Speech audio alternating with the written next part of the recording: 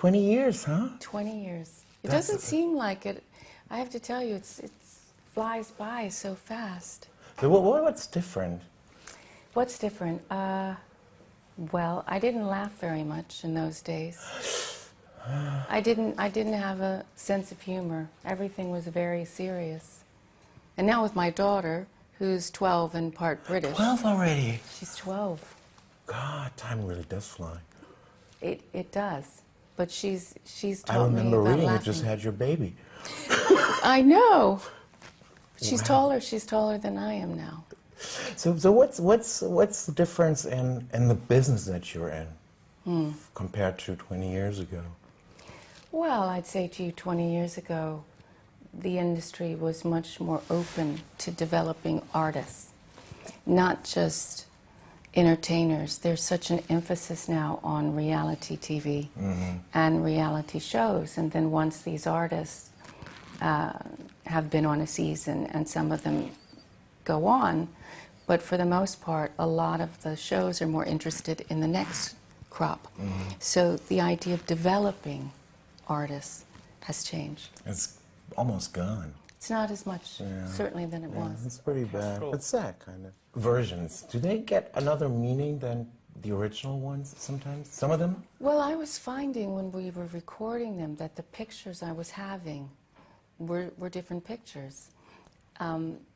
For example, for so long, the song Winter, I would imagine growing up and running to find my father or my grandfather on a snowy evening.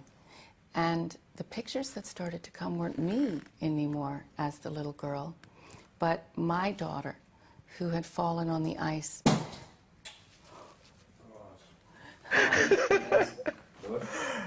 No, we can go back to Winter. Your daughter. The songs seem to be changing their meaning. For example, Winter, when I would sing it, for so many years, it would be me as a child, as a little girl running across the field, looking for her father or her grandfather. And then when we were recording it with the Dutch orchestra, I was seeing a picture of my daughter as a little girl in Vienna when she had fallen on the ice and was crying. And she was looking for her dad, and her dad picked her up. And as dads do, have this, pull a funny face or something and get them laughing. And it was that film over and over that I was seeing during this recording of Winter. Isn't that interesting? Did you expect that to happen? It was, I think this is why the album became what it has become, and the need to put it out. Because the songs are growing. They have now begun to have a lineage, so that people's stories, people will stop me and tell me their story that they've had with a song. And then that becomes a part of the song's aura and who the song is. What song surprised you most? What outcome surprised you most? Or was there any surprise? Well, there were energy. It was about the energy of the songs that seemed to shift. Because when I was writing them originally, and you record them, you haven't toured with them. So they're acquaintances, but you don't know them. You haven't had margaritas with them. You haven't spent endless nights on buses with these creatures. But once you have Precious Things, which had started sonically very, very different 20 years ago, but with an orchestra, she took on a real makeover. Why the Dutch orchestra? Because they I invited. didn't know orchestras in... Yeah, because they invited me. Oh, you were invited. Sometimes men don't understand. It isn't the man who gets the gal because of all these other reasons. It's because he thought of asking her to dance. Something about your songs, or a lot of your songs, or some of your songs, they're very feminine, sensual somehow, or feminine sensuality is explored. Yes. How has your sensuality changed over the years? Well, I think that in the last few years maybe, the idea of a erotic spirituality stepped into my awareness. Mm-hmm. And I began to think of romancing the mind, that someone's mind can spark desire. Okay. And in the United States, I think because there's been so much shame that people are pushed to extremes in order to get aroused or excited or to even feel anything. Mm-hmm. They get pushed into these extreme expressions of sensuality, degradation, that kind of thing. And over the years, I've had to open myself up to how the romance of the mind is just, there's nothing quite like it. And then that leads on to appreciation of this person in all kinds of ways. Do you think religion has something to do with that? That America is oppressed with their... Oh, America is don't get me very wrong, oppressed. I love America. I love the States. I love my friends. But some Me things too. I just don't get.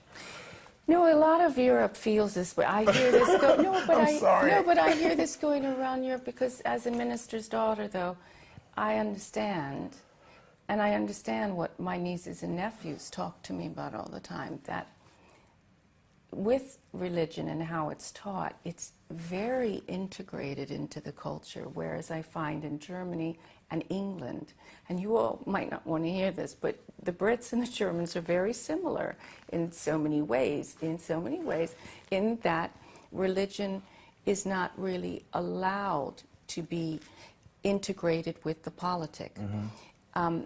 And it has its place in culture, but it isn't in everything. But in the States, it gets whipped back into an authority, and it's a male authority. And the judgment of people's expression of themselves, their physicality, and all those things.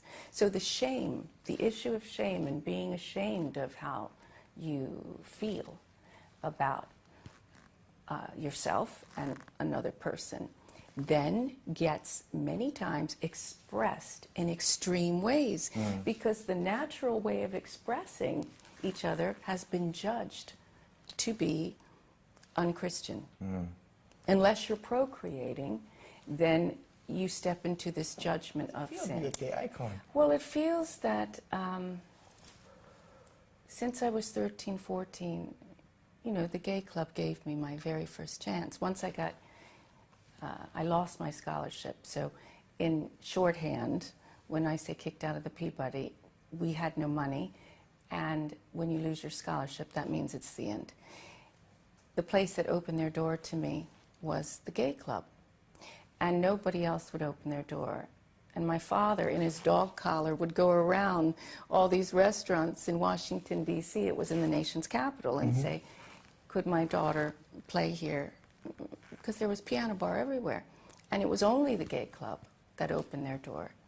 And maybe because of this, they were the first to open the door. And then they began teaching me about how to present yourself as a woman. You know, from 13 on through my teenage years, you don't present yourself like that. Do you understand the message you're presenting? No, this is how you walk in a room.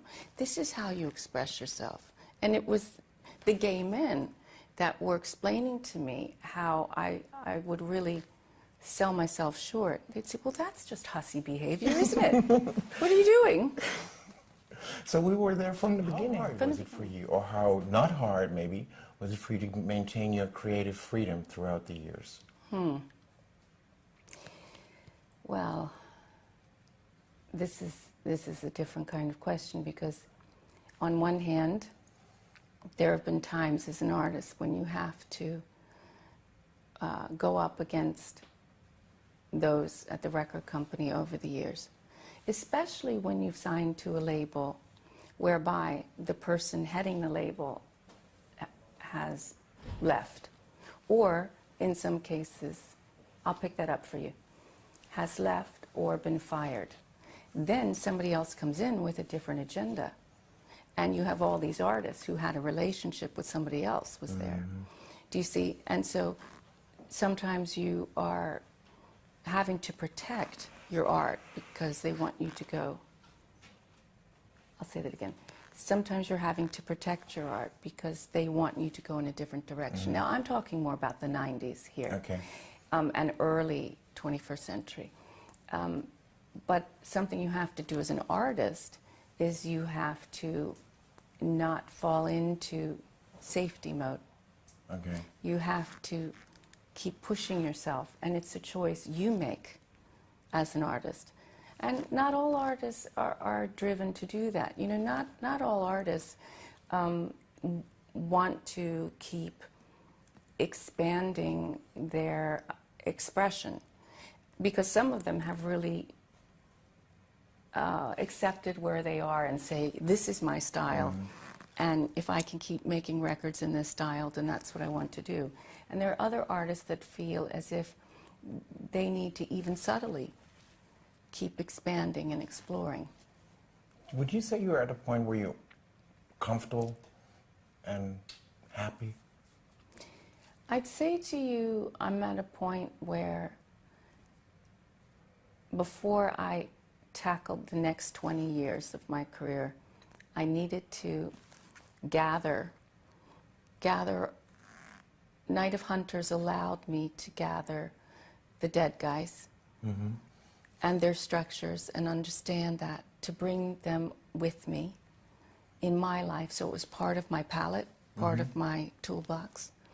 And also, Gold Dust has allowed me to look at my catalog, because even if it didn't make Gold Dust, every song was looked at and studied. And so to bring them all to 2012, for me, as a songwriter, and bring them along with me for the next 20 years before I write the next work. Okay.